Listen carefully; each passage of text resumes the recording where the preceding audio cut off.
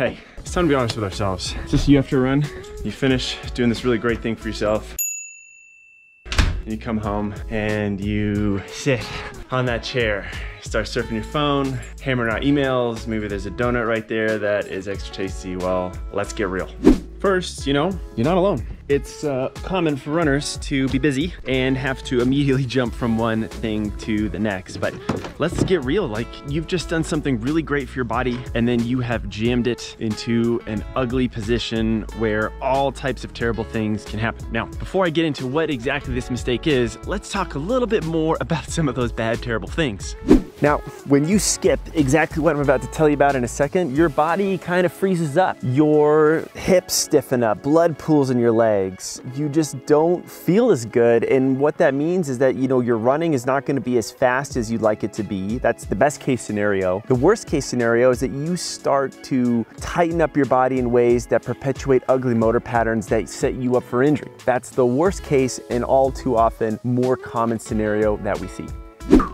But if I can give myself 2 to 3 minutes for a post-run cool down, well, I've just given myself a golden opportunity to double down on all that incredible goodness I just gave myself in my run. All of a sudden, if my body was stiffening up in the run, I can restore that range of motion, which over time helps me run with better mechanics. If I'm someone who's nursing an injury or some achy, painful spots, well, I can stay ahead by giving those areas a little bit extra love. Not a bad return on investment for only 2 to 3 minutes.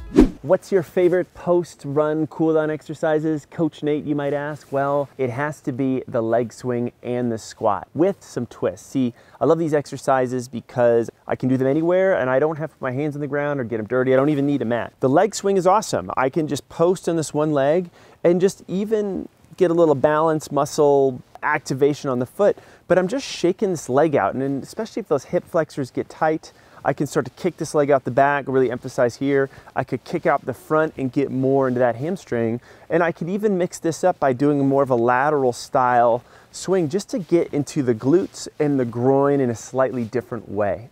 Now, my second favorite post-run cool-down move has to be the squat hold. And I love this because, again, I can do this anywhere. I don't need my hands to get dirty. And it's such a great way to restore range of motion in my ankles. And to restore range in that ankles, I have to stretch out the bottom of those feet. I have to get into the Achilles. I have to get into the calves. I have to make sure this knee can flex fully all the way, that this hip can flex fully all the way. In fact, this is such a key range of motion position for all human beings that physical therapists use it all the time as a screening tool. And if you can't do this position, there's going to be some compromise you make in your own mechanics that may get you in trouble if you do enough miles. So spend more time in a squat. Now, I can mix this up a little bit as well. I could go for a sumo squat, so I deliberately go a little bit wider with my feet, drop down. I like to put my hands on my ankles here and shove these knees out from side to side just to get them. This gets more into the groin, shifts things a little bit. Makes this more of a hip-driven exercise. If I want to make this more of an ankle-driven exercise, hey, I go the opposite direction. I go narrow. And I could even shift out one leg and go more of a pistol style. And of course, with all these options, I could hold on to something for dear life to give myself a little support.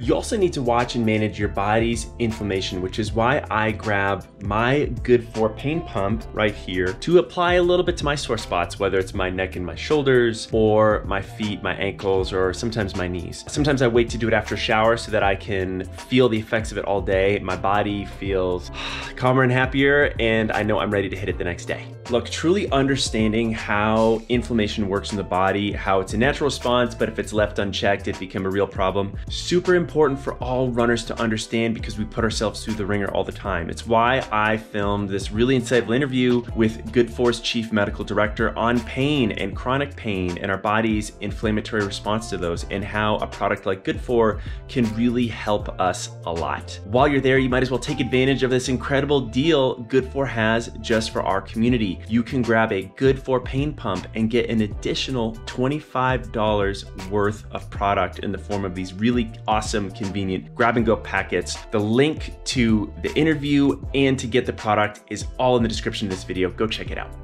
Hey, if you want some additional guidance, make sure you try our totally free program and app called Your First 3 Runs. I take you through our whole picture of a nice guided video warm-up, an audio guided coached run focusing in on an idea, and then of course a video guided cool down as well to just make sure everything comes together. All in the description. You can get a link, download, start going. I made it precisely for this problem and precisely for you.